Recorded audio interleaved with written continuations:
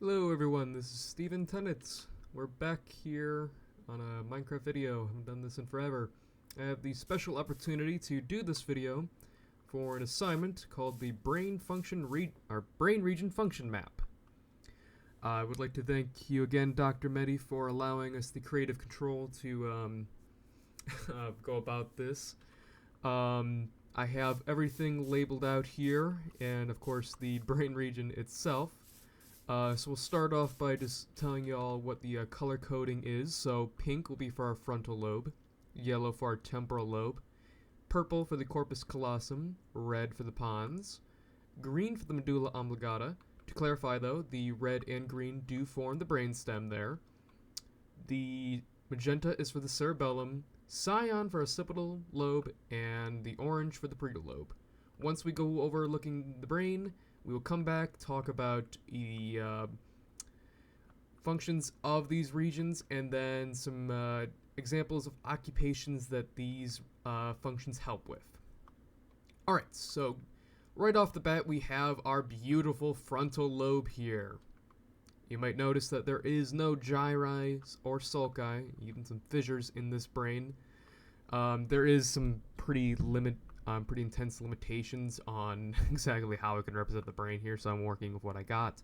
We'll see that again with the corpus callosum, so you'll have to bear with me, everyone. The orange here you can see is our parietal lobe. Below that we then have our temporal lobe. Our magenta here is our cerebellum, which connects then to the brainstem, shown with the pons and medulla oblongata. Coming up here, then, we can see the corpus callosum here. I have some purple wool merging into the two hemispheres of the brain to kind of show that connection. Obviously, that's not how it's going to look. So, this isn't going to be a perfect anatomical representation, but a pretty good one for Minecraft, I'd say. In the back here, we have our occipital lobe. And, of course, the same as on the other side here. Now we can come by and take a look at our functions, and we will just go down the line. Starting off with the frontal lobe. The frontal lobe is imperative for short-term memory, problem solving, motor planning, and language production. It can be found in occupations with communication with others and putting on clothes. The temporal lobe. Important for long-term memory and speech interpretation. That's that Wernicke's area. May have mispronounced that. That's your ability to hear and understand instructions. The corpus callosum enables interhemispherical communication, which is imperative for cohesive movement, incorporates the relevance of all the regions. The pons, it's great for weight shifting for balance, fine motor adjustments for coordinated movements. It can be useful for cutting paper for scrapbooking.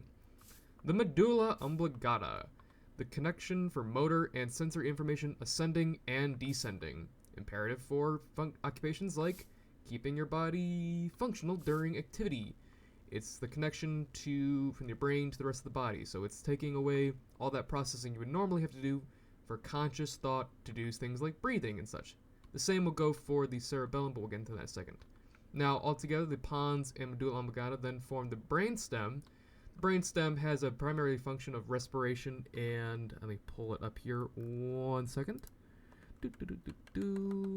Brainstem. Here it is. Protective reflexes and pupillary response. I wanted to focus on respiration because this can be good for leisure activities such as hiking or jogging, keeping a proper respiratory rate. The cerebellum, as we were just talking about, it is also imperative for coordinated movements, attention shifting, speech timing, and fluidity. I chose an occupation of riding a bike because the cerebellum is also imperative for proprioception, adjusting coordinated movements, and balance. The occipital lobe. It is for object recognition, visual spatial awareness, and of course, most importantly, visual information integration and processing. I chose an occupation of recognizing tools in a workshop setting. And to end it off, we have our parietal lobe, important for processing tactile info, sensory perception, and motor and cognitive response. And I chose safety awareness in the kitchen, so that is responding to the sensation of heat while you're cooking. Thank you again, everyone, for listening. Sorry for my stuttering here. It's a little sloppily put together, but I hope you all enjoyed my view of the Minecraft brain. Yeah! Oh, this is great. Y'all have a great night. Bye-bye.